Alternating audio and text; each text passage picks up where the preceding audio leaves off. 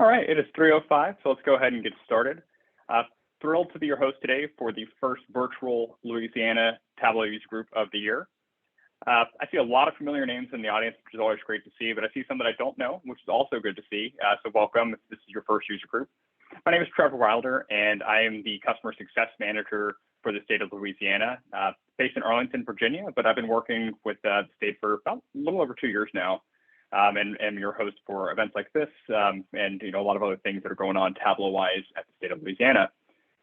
The rest of your account team joining me as we have Joseph Delaney, who is our Principal Solutions Engineer, and we'll be hearing from Joe a little bit later today in the back half of today's presentation. And then we have your account executive, Colin Jones, who is your contact for any questions about needing access to Tableau, any additional licenses, or any Tableau questions. So we have a special guest today. We have two, actually. We have, for our first presentation, we'll be hearing from the Louisiana Tumor Registry. So we have Kathy Bledsoe, who is the co-founder and a data visualization specialist from One Health Insights, and Lauren Maniscalco, the registry liaison from the Louisiana Tumor Registry. So they're going to be talking about some of the great work that they're doing there in the state of Louisiana, and we'll be hearing from them shortly.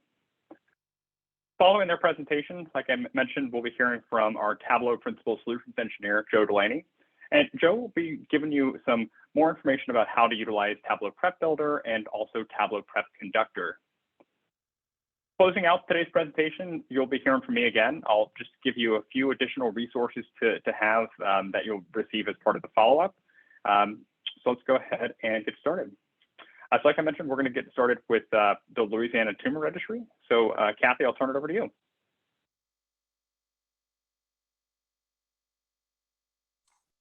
All right, great. Thank you so much, Trevor. Let me go ahead and share my screen. Let's see. Can you see my slides?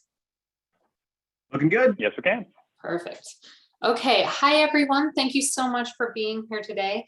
My name is Kathy Bledsoe, and as Trevor mentioned, I am the co-founder of a company called One Health Insights. And what we do is we work with state agencies really across the country to help them really get better use out of the data that they're collecting. And so one of the agencies that I've gotten the opportunity to work with is the Louisiana Tumor Registry. And I've got Lauren here with me today, who's going to talk about what things look like on her side of this build that we're going to describe today. So I am going to do a few things. I want to start off with just one slide on why data visualization matters, because that matters, but I won't bore you with it too much. The meat of the presentation is really going to be a review of the process that Lauren and I used to build out a rather robust series of dashboards for the tumor registry. And then we're going to move into some essential skills that I think everybody needs if you're trying to build up a data visualization team or you're just getting into it yourself. What are the skills you really need to have access to do Tableau? And then last but not least, I just have a few sort of questions and prompts that you can use to hopefully use as a launching place and get you started. So with that, first of all, why does this matter? So everybody here is from a state government agency. So I'm not going to talk about why charts are better than tables. You're all at a Tableau user group, and I assume you know that charts are better than tables for most things. But specifically looking at it from a government lens, I think visualization is really important ultimately for the purposes of building trust and customer service. So I should say that in my previous life, I have a master's in public health. I've worked in epidemiology for over 10 years. I got my start at the state health department in Colorado, and then went and worked as a contractor with CDC for a while before starting my company. And now we work all with basically government agencies. So I've kind of seen the ins and outs of a few different government agencies in my time, but these rules apply to everybody.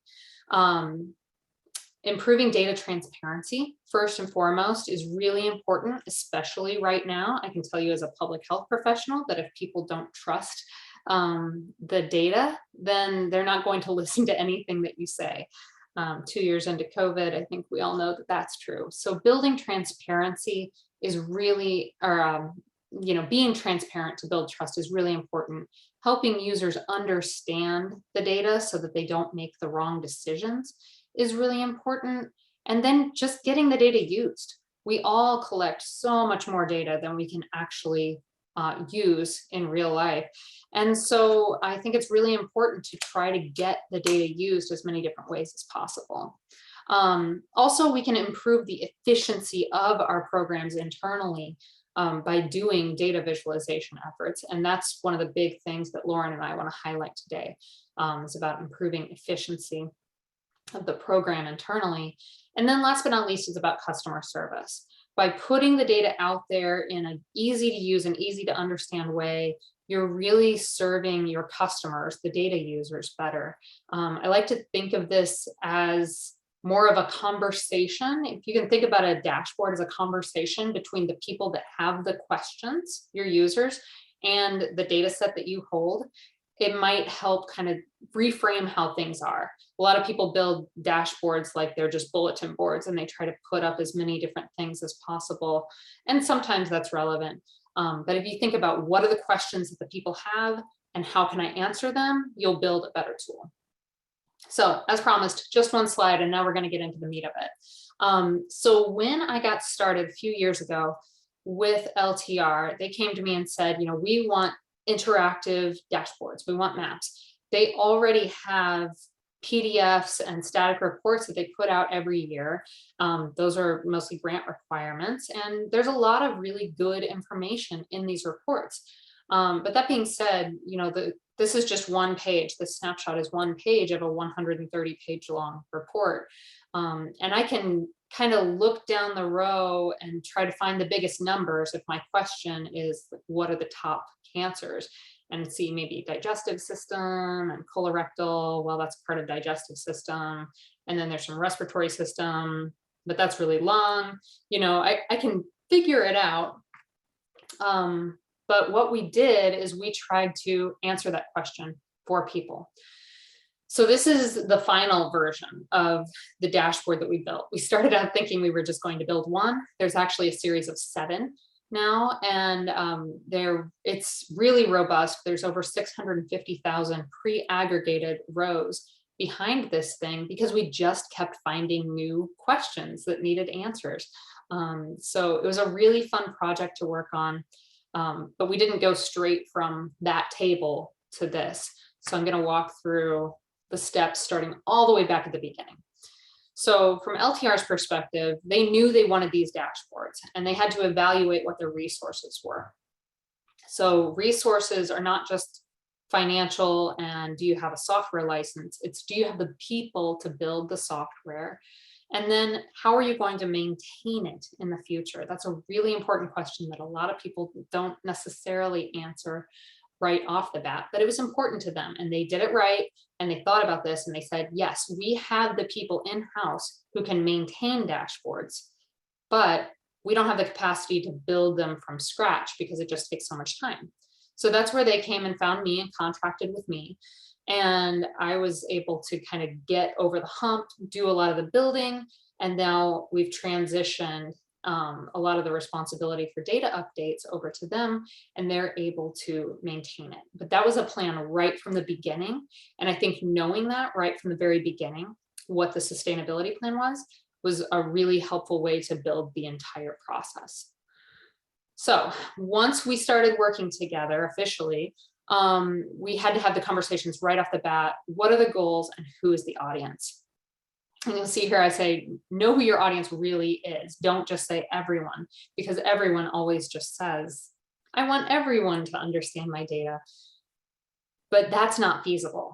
You can't build a single dashboard that suits everybody's purpose. You need to know what your problem is that you're trying to solve and for whom, and then those people are your audience.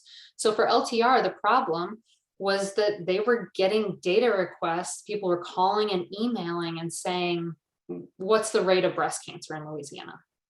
How many lung cancer deaths were there last year? Pretty simple questions that were in those static reports. The answers were there, they were online, but people weren't able to find them because they were calling and emailing and asking.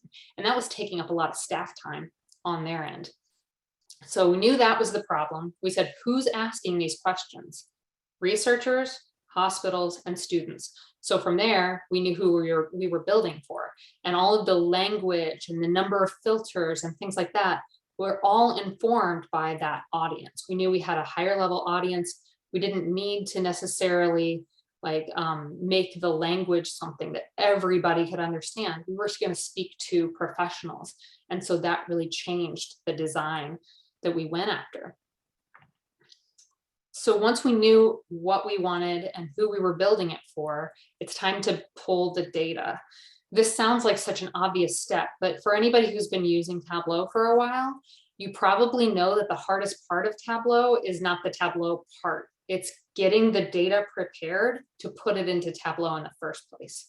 That is where like 90% of dashboards fall short, is on the build side. So I'm excited to see that TableauPrep is coming up after this, because I think that's a tool that I've used a lot in the last couple of years to help just make it so much easier to clean up data. So we worked with LTR and the data manager there to put together actually a couple of prep files and also some SAS code to make sure that the data were going to be able to be pulled in the same exact way with the same codes, the same language every single time. And so that means that every time the data needs to be updated in the future, you can basically just click run and then replace one data set with another. But if anything changes, then you're stuck. So put some thought into what you want that data structure to look like, and it will make it'll make the work a lot easier going forward. And then we get to the fun part, right? Once you have the data in there, you can start playing. So I always start out with just a general exploration and see how many charts I can build in like 15 or 20 minutes, just bar charts of everything and maps of everything. Just really try to get your mind wrapped around what is actually in your data set before you worry about color and fonts and all of those things.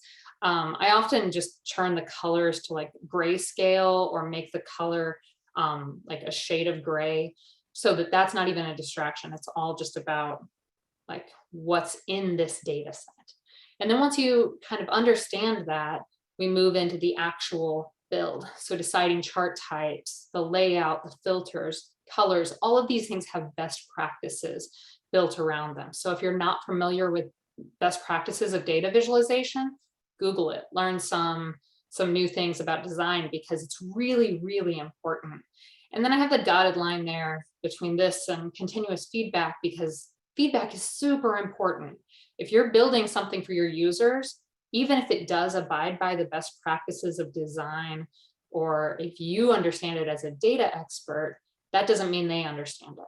So one super disappointing example I can give recently is I built a tool that involved a scatter plot, and I was so excited about it. And then I took it out to at least 10 users, and every single person said, I don't understand scatter plots. So like data viz best practices, like it had the right colors, it had the right spacing, it was the right chart type for the information I was trying to convey, but my users didn't get it. So back to the drawing board. So this is a really iterative process. So I'll show you what that looked like in a nutshell. We started out just throwing things up there. Like I said, as many different chart types as you can get. And we started with a basic map and said, oh my goodness, look at all of these counties that are suppressed for some of these more rare cancers. Is this what we want to show? What are we going to do if somebody clicks on one of those counties? So there's a lot of questions that come up from just seeing the data that you might not think of when you're looking at the raw tables. So once we worked through that, we just started throwing things on a dashboard to see what sticks. So we've got a map, we've got some big numbers, we've got regional data, because regional data was really important for LTR, and then the top 10 in both men and women. And we put it out there and said, what do you think? Give us some feedback. You know, well, it doesn't really make sense that it's men and women, but then everything else is all sexes combined, and you know, the regional stuff kind of comes out of nowhere.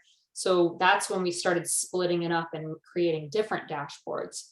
So this is the next generation. We've got 5 different pages now, and kind of moved some of it into a different dashboard entirely. And some of it we just replaced with filters. So now there's a sex filter on the side. And then we wound up with our final product eventually that has 7 different dashboards. And if you have a question about a specific type of cancer, you go to the types of cancer dashboard. And if you have a question specifically about that regional piece, you go to the regional tab. And so everything is meant to be built to answer a certain set of questions that users might have. So with that, I'm going to flip it over to Lauren, because that's where the building kind of, I don't want to say ended, but slowed down, and we started really collaborating on getting this thing used in the real world. So Lauren, go ahead and take it away. Right. So after we had this dashboard prepared for us to test, we wanted to make sure that it was accurate, displaying the numbers correctly. And then we wanted to make sure that there were no typos within the text or issues when you would filter something where a title would disappear because there wasn't enough space, or if there was just something that didn't make sense or something that was overlapping another thing, or if we had some ellipses that were, once it was displayed, you couldn't see all of the text. So we wanted to make sure that we were catching all of those things, or the most of those things, ahead of time. So Kathy has this really awesome, I guess, what would you call it, Kathy? It's like a kind of a database Yeah, it's just an online form. An online form. And we were able to put in the tester's name. So we used several of our master's level and PhD students to review the data, just so that we could cover more ground in a shorter amount of time. So we would assign them different tabs, and they would also have the original data tables from SearStat, which is the software we use to run the statistics. So they would open up the SearStat files and then look at that the corresponding data in the data visualization to ensure that the numbers matched. And if they didn't, we would enter in there's a bug, and then we could put the page on the, oh my goodness.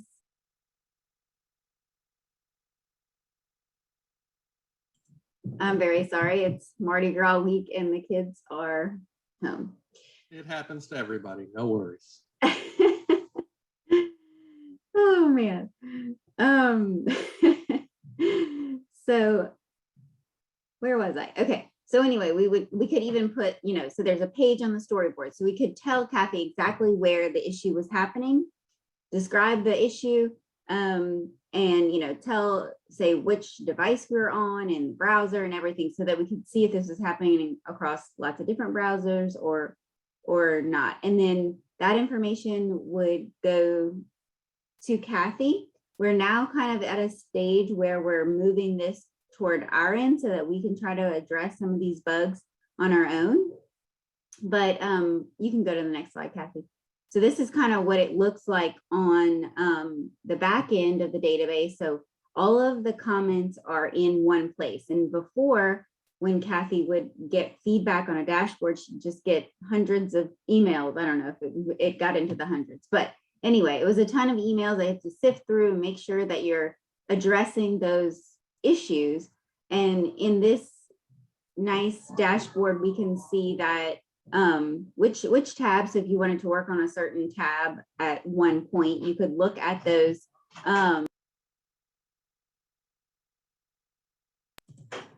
Okay, so you can look at certain tabs and address all the comments for that tab, or you could look at those that are critical. So we want to fix those initially or first, and so on. So it made it much easier than having to go through emails. And it was easier on our end to be able to enter in everything that we find right at that moment, instead of maybe saving all of those comments in another form and sending them to Kathy.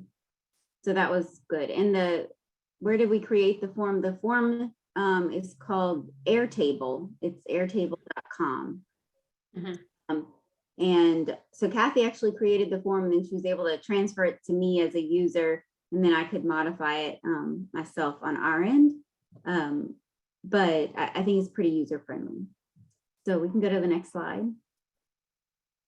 So then the next step, once we addressed all of those issues that we needed to address, we then publish it, or it was published on Tableau Public, and then we could get the embed code and give that to our IT lead, and he was able to quickly embed it on our website. But I know that many state agencies may not have such a situation where you have an internal IT person. So you do have to factor in the time that might take someone to insert that on the website. And then we plan to evaluate the use of the visualization by the number of hits that we got on the website. And we could also continue to track our data requests. So we've always tracked our data requests for all of the reports that we have to send to our funding agencies. So we've continued to do that. And I would say we would get roughly 200 data requests every year. And I think that's decreased to about 120 to 150. I need to do a more intense analysis of that. But I do think that because we have this visualization out there, we have received fewer requests. And sometimes when I do get a request, I can say, hey, that's actually on our dashboard, and it takes a lot less time than having to run statistics specifically for each user. And we have continued to update and find issues every time that we update the data. So we do a 5-year rolling period. So every year a new data year is released. So for example, in next month in April, the 2019 data will be released. So we will update the whole dashboard to 2015 to 2019 data. And so each time that we have done that, we've identified new issues that we didn't notice before through the testing process. So we do know that it's never done, and we continue to fine tune what we have put out there. So I think that's my last slide. Oh, no. Then, okay, so then once we published it, we have to let everybody know that it's available. So we constantly send out emails, especially when we do the updates to, for example, the hospital cancer registrars and the hospital administrators that we work closely with, to the state agencies that we work closely with within the Department of Health, to just a listserv that I have that people have signed up to be on. So we send information about all of our new resources to all of these individuals. Our university has also put out press releases. So we really are trying to get the word out there that it's available. And we, through our collaboration with the Louisiana Cancer Prevention Program, they had also put out several different notices on social media about the new visualization. And like I said, we're continuing to track data requests to evaluate our goals, which was to reduce the staff time that we have to devote to individual data requests for individual users. So like I said, I think we have seen a decline in that. And Kathy did develop a detailed manual and video to help us update the tool and plan for sustainability and our independence in moving forward with this project and being able to update and troubleshoot ourselves from our end. So she has worked with our data manager very closely, and that some of those tasks have really transferred to the central registry now. And Yang has been able to update the data and even address some of the testing issues that were identified. So I think we're moving along very well. So I'll turn it back over to you, Kathy. Absolutely. Thanks, Lauren. All right, so last but not least, I want to end with just sort of an idea. If anybody's new to this, or you're trying to figure out, like, how do I get better at this? I think there are 3 essential skills that are needed to really build good dashboards. This doesn't necessarily all have to come packaged in one person. It could be the skills that the entire team has, that everybody brings something different. But I absolutely think that you need to have these 3 skills as a part of your team. Everybody always focuses on the software piece. Certainly it is helpful if you're building Tableau dashboards to have somebody who really knows Tableau very intimately. But frankly, Tableau, once you get into it, is pretty easy to figure out how to use. I think the other 2 pieces of this puzzle are a lot more important to bring to the table if you're going to build a tool that really functions well and interprets the data correctly. So that data expertise piece is absolutely key. You need somebody who really understands the data very well, inside and out. Otherwise, they risk misinterpreting things. And that's what visualization is all about, right? It's about interpreting the data and pushing out a message about the data. And so you need somebody with expertise. You also need design skills. This is the one that I see that gets left off most often. People know their data inside out and they have a Tableau license. And so they just put things together. And if you're not designing this well, it goes all the way back to that trust issue that I talked about earlier. If you don't have good design, it can really impair the trust of people that are looking at this. The person who taught me everything I know about design used to always say, you could have the best product in the world, but if you have a website to sell it, and that website looks clunky and is kind of glitchy, nobody's putting in their credit card information to buy that amazing product from you. They won't trust it. And so this is the interface on that website, right? The design skills, white space, colors, fonts, all the things that were listed earlier. Those things are so crucial. It's not just about making it pretty, it's about trust at the end of the day. So do not forget that design skills are really necessary. And if you don't have experience in design, or you don't maybe have somebody on your team that can help you, go talk to your communications folks. They love this stuff.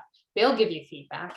So just don't forget to incorporate those design skills along with the data expertise and the software skills to bring all of these pieces together into a really well-functioning dashboard.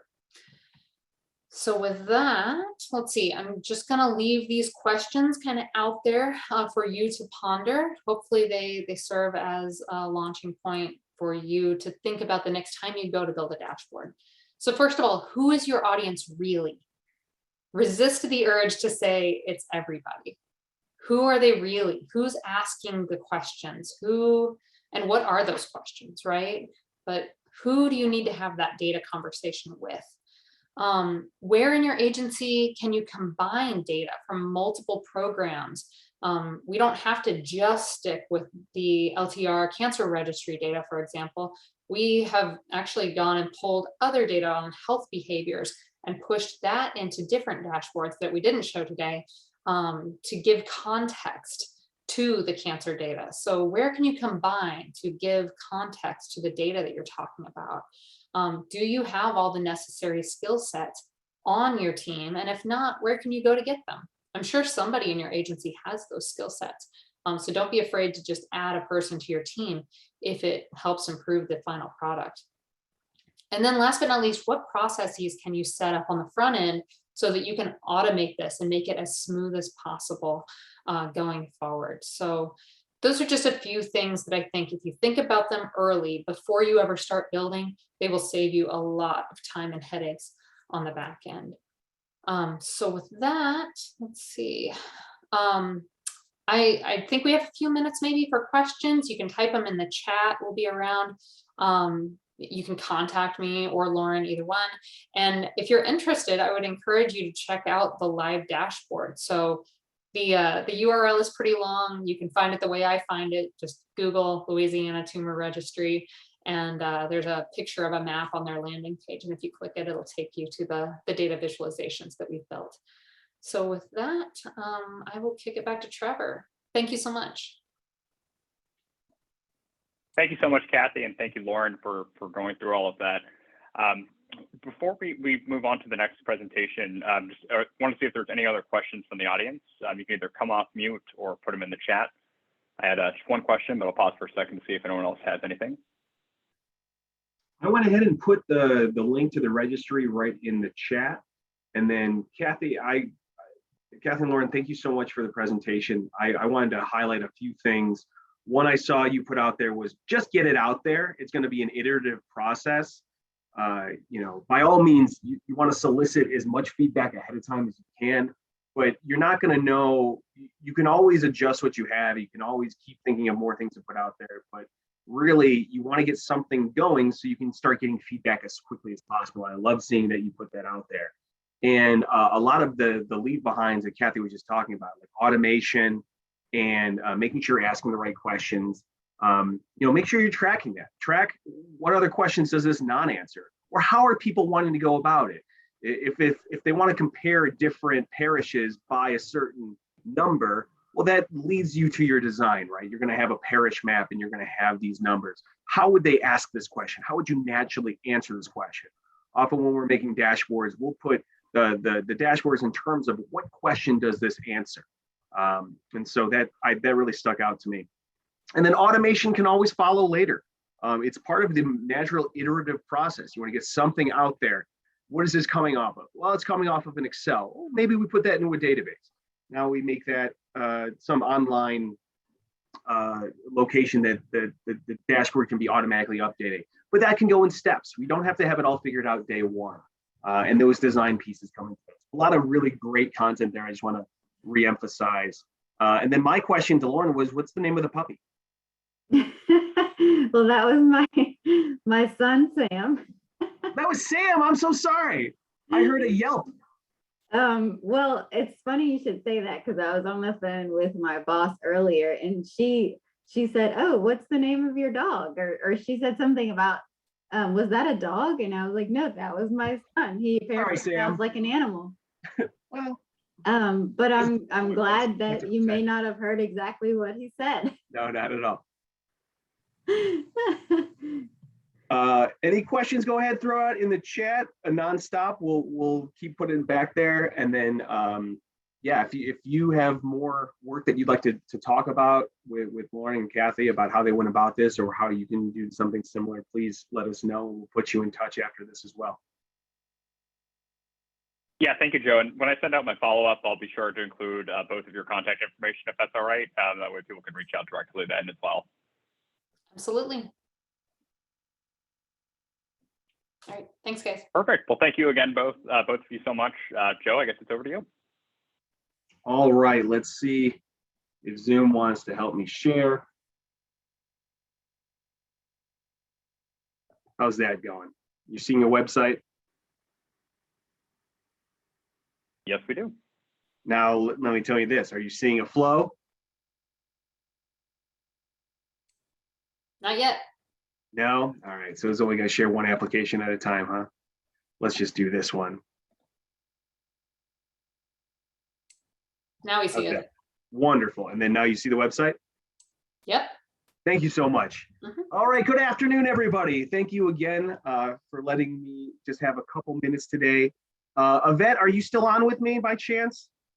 I should have given you a little heads up, but I'm going to call on you to ask a couple questions if that's okay.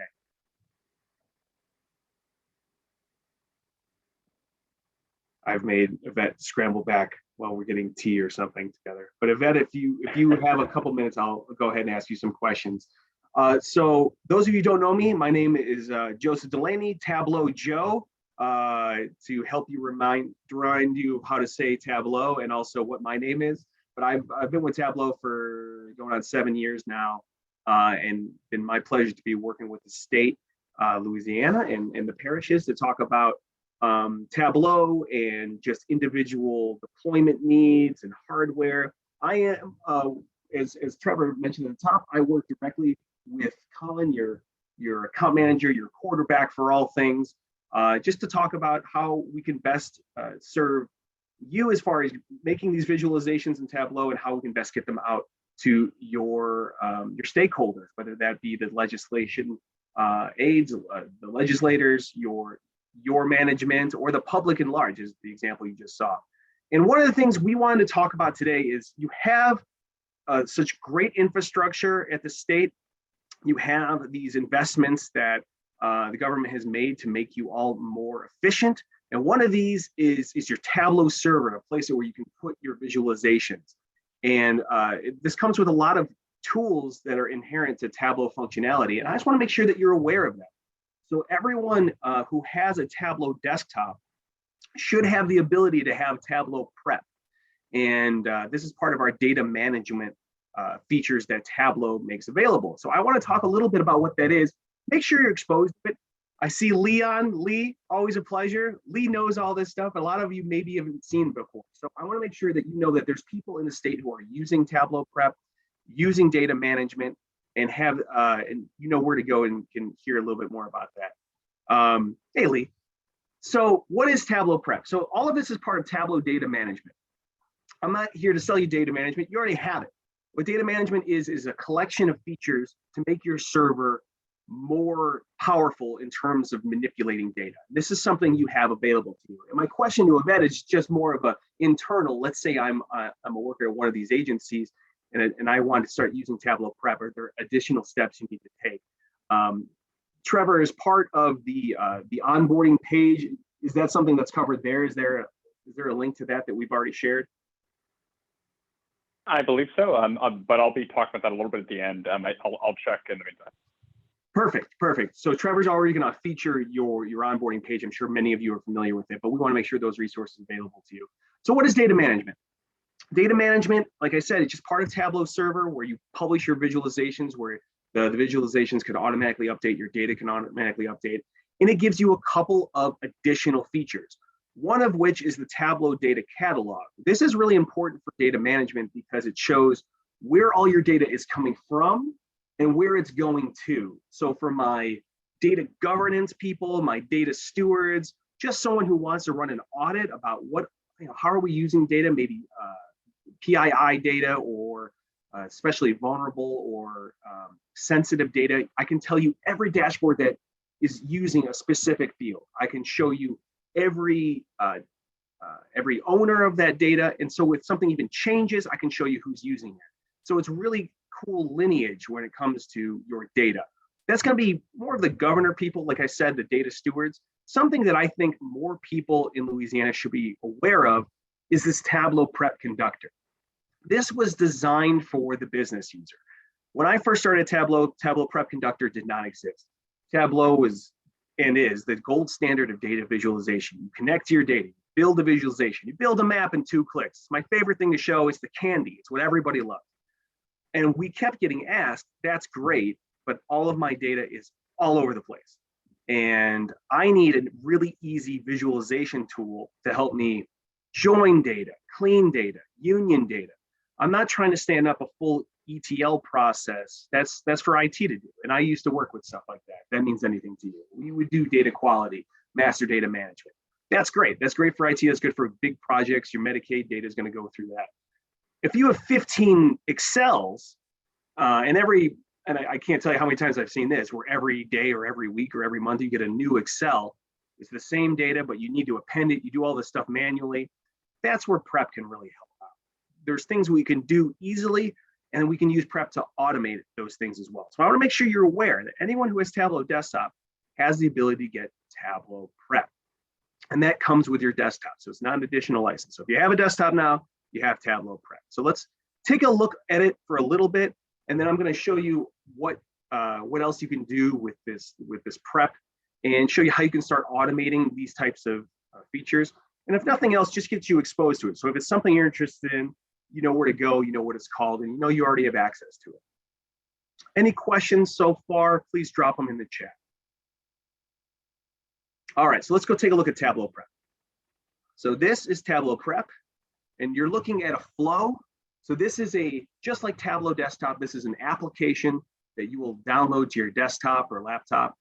And what you're going to do is you're going to be able to connect to different pieces of data, profile them, union, join, clean fields, and then output it somewhere. I'll talk all about that in detail really quickly in the next 10 minutes. So let me go ahead and close everything, and I'm going to start from scratch. So we're going to connect to data, and we're going to show you exactly what you can do with it. So this is a tool for prepping your data for visualization. It works hand in hand with Tableau. It's part of our suite. This is native Tableau functionality. So the first thing we're going to do is go connect to a text file. And you don't have to worry too much about what this data is, but it happens to be bridge inspections in the US. Those of you who are familiar with TableauPrep maybe have seen this demonstration before. But what you're seeing is I'm just connecting this data from the first time. As you see, we can connect to not as many data sources as Tableau Desktop, but quite a few: ODBC, JDBC, spatial data, pretty much any data. But where I see a lot of this being underutilized in Louisiana is we have so many flat files that are all over the place. I would love for you to get used to using Prep to both see where there may be problems in your data, also getting profiling information on your data. So let's take a look. So it brought this data in, and you can see there's a few things you can do here. I don't want to go through everything here, but I do want to let you know that they're right off the bat. Let's say in this folder that I grabbed this Excel from, there was 50, 60 Excels in there. And I've seen that before. Well, with Prep, you can union them all together, meaning you can make in one step, you can take all those Excels and bring them all together. That alone is usually worth opening Prep. In a perfect world, you never need this tool. You never need this because all your data is perfectly clean and everything's great. But that's not how it works. That's why Prep exists, because I have a customer who I have 56 files coming from all these different parishes, and I have to union them all together once a quarter, and it takes a week. Well, with Tableau Prep, I can literally just go to that area and just say, search in this folder, find everything that's called, test data star, and Tableau Prep will go out there and grab all of those files together. So if you get nothing else from today, just know you got a lot of files to put together. You got a lot of data that you need to union together, and it's all these flat files, and you're going to put it in a database one day, but you just need to get this report done now. Prep can help you there. What else can Prep do? So I'm going to go add a step. So these steps are, we take the data, and through these different steps, the data goes through a flow and kind of gets manipulated. And the easy one to always start is a clean step. Let's just take a look at what a clean step is going to do. It's going to load up for the first time here. And the first thing it's going to do is on the top here is it's profiling your data. So this area here, Tableau Prep was looking at all this data, and it's going to go through and see what is the breakdown, what is the availability of each field, and what is the domain, meaning what are the types of what is the breakdown of how often each thing occurs. So you can see we have the bridge IDs, we have the state FIPS, we have the county FIPS, you have the states in here, and you can see what's in there. So if you had certain pieces of data that weren't fully filled up, you would see that immediately right here. And so we see some data quality issues. We see on this functional classification, we have some code that's never been put out there properly. In the rural and urban, we're seeing different spellings. And anything you see here, you can drill in. So this profiling, back in the day, this was a whole separate tool. Now it's just part of the native functionality of Tableau Prep. Checking for questions thus far. All right, and I'm going to keep this short. So bear with me, this isn't going to be a full demo. We're going quick today. But let's just say we have this data, we're profiling it, that's fine. And we need to bring in some more data. This is a typical example. And I'm going to bring in, I think in this example, we don't have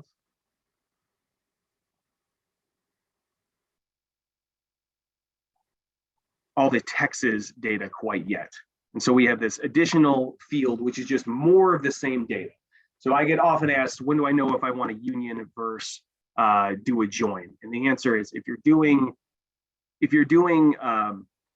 have more rows on the bottom, you're doing a union, you're just adding more data. So like that's the same, you have the same pieces of information, but you're adding another parish and another parish and another parish. That's going to be a union. If you have more information about the same data, you have more columns, that's going to be a join. And if you don't quite get that, that's all right. We're gonna cover that as part of the training afterwards. So I'm going to union this data here. In this example, we didn't have Texas, so I'm going to go ahead and union that. And here's another thing that I love about Tableau Prep. So if you're not sold yet, Joe, I always have one Excel. I don't need to join a bunch of Excels. You know, I know how to union. I can write a union in SQL. You know, already I know I'm getting to a smaller point of view. Why would you want to use TableauPrep? Well, this is why I started using it. We have a union, meaning we have some records from all these states, and then Texas was this other one. Now I did this union. Now, how often do you see this? Where in one file, they called it one thing. In the other file, they call it something else. So here we see bridge ID. And then in the Texas file, they called it Berg ID. You know, people just change things on you. All of a sudden, all your unions break. Well, in prep, this is how you fix that. Show me this union. You can see it's color coded. The blue is coming from this area. The orange is coming from this area. You can see that they don't match. How do we fix them? I'm literally going to take this bridge ID and drop it on this bridge ID, and boom, they're merged. That was one of the reasons I started using TableauPrep, because I would go out there and download a bunch of Louisiana data. No, not Louisiana. Louisiana's good. It would be my other state. My other state would have bad data, and I'd be trying to show something. I'd have to pull up prep to get this. And you see Excel rural, urban with a hyphen, one here with slash. I'm going to go ahead and put those on top of each other. And boom, that's it. They've been now union, and it's been all fixed. That would take me a little while to write in SQL, but why do you write SQL when you can do this now? Now you see the row names doesn't have anywhere else to go. I can go ahead and profile that. Like, show me, go ahead and I'll take a look at row names. What is row names? Oh, they're mostly null. And then in the other file, they kind of had just one name for each. So I'll go back here and I can even remove row names. So if you're going to filter data, filter it early and often. If I just uncheck that, we won't bring it along. And now all of our fields are matched. There are no mismatched fields. So that I did that, what, 2 minutes? I could have unioned 45 different Excels. I brought in other data. I joined fields that don't quite match together. Oh, thank you, Yvette. Sounds like my internet's cutting a little bit out. I apologize. Yvette, yeah, my question to you, Yvette, was if somebody is new to TableauPrep, they all have the ability with their creator to get TableauPrep. If they want to publish a flow, do they need special permission, or what would be the process there? Maybe that's something we can cover in Trevor's piece, but I want to know if people are interested in publishing flows, do they need to go through any process? I understand. Well, I'll always apologize for, even if your internet cuts out. Let's just show a union real quick, and I'll let Yvette answer that question. I'm just going to do another clean step, same as before. It's going to profile the data where we are right there. If at any time you want to go see how the data is looking now, you can preview anything here in Tableau Desktop. So what's going to do, it's going to run the flow up into this point. And we used Excel here, but it could be coming from database, it could be coming from cloud hosted database on-prem. You can run all this. It's going to run the whole flow up to now. And when it's running locally in prep, it's going to use some data profiling features. So we're not going to pull necessarily all the records. So if you're doing this with millions of records, it's only going to do 10,000, 20,000. But we're going to run this, and it can run this flow, and you can start visualizing the data right here live, just in Tableau Desktop. So it's this iterative process, and that's what I mean. It's all part of native Tableau functionality.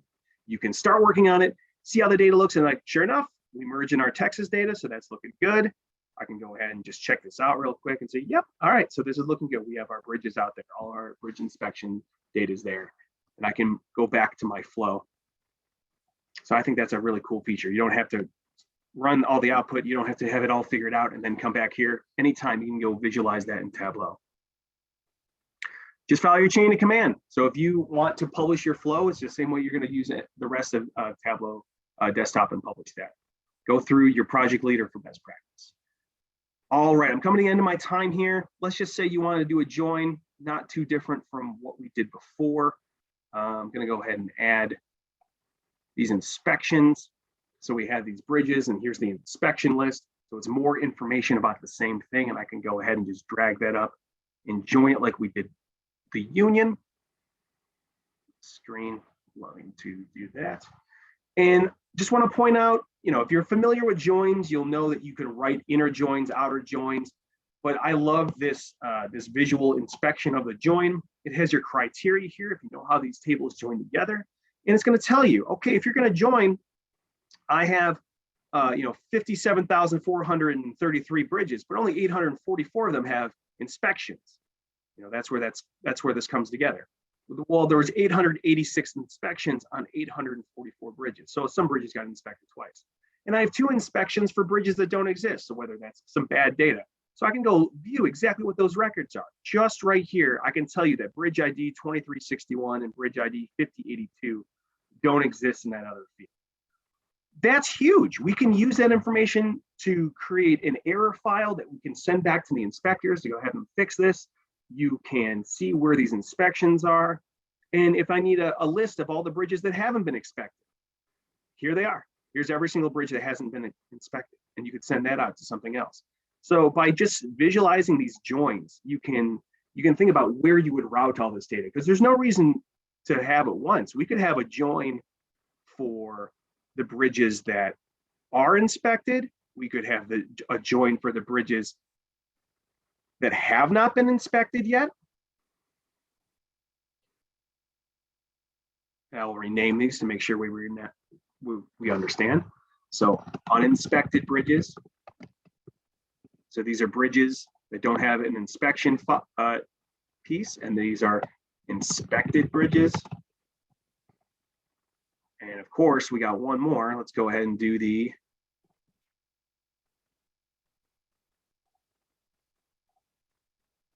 ones that were inspected that don't have a bridge or a bridge on our list, and we'll call these inspection areas. And you don't really have to follow along with his example. The idea is I have 2 files, some of which are in each other, some of which only exist here, and some of which only exist there. And you could think of there'd be different things to do with each one of these. So I could create an output for these, and then output is just, what are you going to do with this file at the end? Are you going to put it in a folder, or sorry, in a CSV?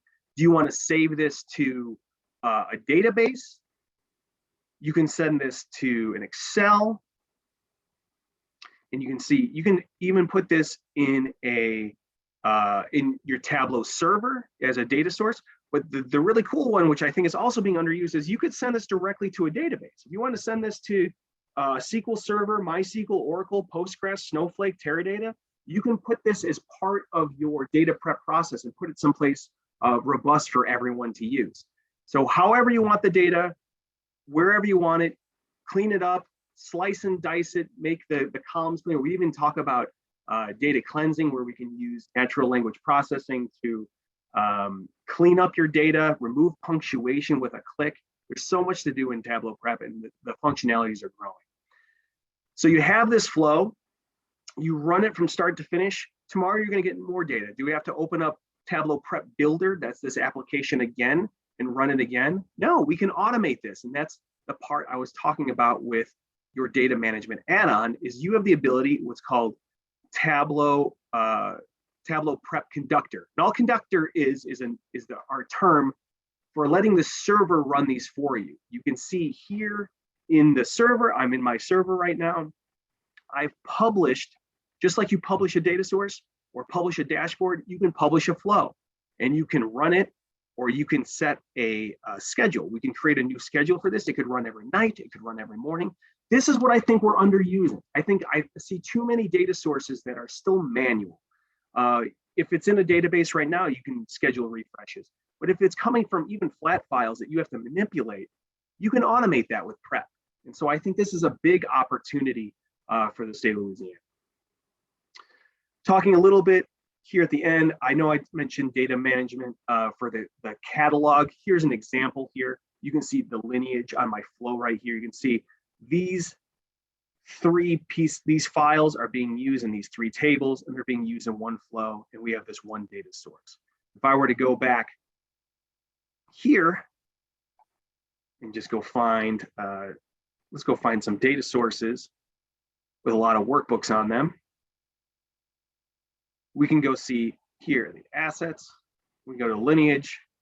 And you see over here, this is a live data set, but I'm only showing you metadata, it's fine. There are 1,000 sheets using this field. There are 64 using this one. There's one sheet using this. There's 5 using this. So here's a couple of fields that we have in this data source that aren't being used. I have 639 workbooks using this data source, but none of them are using these fields. Well, let's cut those fields. That'll make our data refreshes faster, and we're not going to impact any users. Do you know how long that would take me to go through 639 workbooks and tell you what fields we're using? Or say one of these are sensitive. Say one of these fields is sensitive, and you want to know every single place that you're using it. Thanks, Trevor. I got the red light you saw. That's where we can go ahead and do that. So these are the 2 pieces of data management. We have lineage, this catalog and your prep conductor. And that's about all I wanted to show today. If there's any questions, let me know and let us know. But if you are interested in prep, you're going to want to go to tableau.com and go to the learning area. Everyone has the ability to get prep training videos for free. Just go here to our free training videos. There's so much more out there. We have prep here. There's live instructor training, and of course, the e-learning includes TableauPrep, full course in TableauPrep. And with that, I know we're tight on time. I'm going to turn it back to Trevor and drop your questions in the chat. Thank you so much. Great, thank you so much, Joe. And I think Slack messages are the new Oscar walkout songs, right? Joe, while I'm pulling this up, if you have Tableau Desktop right now, how do you get TableauPrep? Is it an extra cost? Not at all. If you have any, the way we've done everything in Louisiana is as creator license is what we call it. So Tableau creator license, and that comes with 3 products. One of them is your server access, which Louisiana has already set that up in such a great way. We have a centralized server. You have your desktop, but it includes your Tableau Prep. So if you have Tableau Desktop now, chances are very good you have Tableau Prep. And if that doesn't make sense to you, go ahead and reach out to your leadership through that chain of command, like we said, or let us know. Most of the time, I'll just say, if this makes sense to you, that's great. If it doesn't, don't worry about it. It's the same key for your desktop is going to work for Prep. So if you already know your desktop key, you can just go download Prep and install it there. They're the same license you already have. Awesome, thank you, Joe. And yeah, I just wanted to repeat that, just so that, if you do have Tableau Desktop, this is not an extra cost. So definitely encourage you to check out some of these resources about Tableau Prep and see how you can start using it for some of your own data. So thank you all, Joe, Kathy, and Lauren, for presenting today. I know we're a little bit over time, but very briefly, I'm just going to go through some additional resources. So a couple of things I wanted to highlight. Tableau Conference, if you're unfamiliar, Tableau Conference is our annual user conference. So we actually have a library now of over 500 sessions that you can search through and access from the last few years of Tableau Conference. And it's an excellent way to look through different industries or for a particular topic, just to kind of see how other people are approaching something. The Tableau Blueprint is our best practice methodology. So there's a lot of resources in here just to make sure that your agency has the right strategies in place for training users, getting involved with the community like we are today, and just making sure that you're getting the most value out of Tableau as possible. And then Data Literacy for All is our free Tableau training that's designed just to enhance data literacy skills. So this is 100% free, and it's really designed for anyone that is consuming dashboards. So it's not just for creators, but all of your end users. There's about 6 hours of training in here. It starts to escalate into more advanced topics, but it starts off with more basic things like qualitative versus quantitative, and works its way up from there. I mentioned Tableau Conference. So we actually wanted to announce the dates for our conference this year. So TC22 is going to be from May 17th through the 19th. So it's just a little under 3 months away. And like the last few years, it will be 100% free and will be virtual. However, this year we are excited to announce that we're going to be having an in-person component in Las Vegas. So the Tableau Conference page will have some more details on that. You can't register for it just yet. That registration will open for the conference on March 15th, but just want to make sure that everyone is aware of it today. Joe mentioned learning, and we have a lot of learning resources at Tableau. If you just go to tableau.com/learn, you'll find our repository of free training videos, which cover everything from Tableau Desktop to TableauPrep and other topics as well. But it also has our e-learning, which at only $10 a month is an excellent value. So if you're new to Tableau or you just want to kind of learn some more advanced topics, definitely check out the e-learning. We do offer trials for that as well. But in addition to several hours worth of video, there are dozens of practice questions and workbooks that can really help you kind of put the concepts into practice. So if you haven't already done so, I highly encourage you to check out a trial for the e-learning. And then last but not least, I wanted to, again, highlight the Team Tableau page. Hopefully everyone here has seen this at some point. I'll be sending a link to this as well in my follow-up. But this is the repository of all of the Tableau resources that the state of Louisiana has to offer. This will tell you how to get access to the server, how to get a license, where to go to get training, and a lot more stuff as well. So I want to thank everybody for attending today. In my follow-up, I'll be sending you the recording of today's user group meeting along with all of the resources that I just highlighted. But I'll stay on the line here for just a few extra minutes if you have any questions. But I hope to see you at the next community event for Louisiana, and I hope you have a great rest of your day.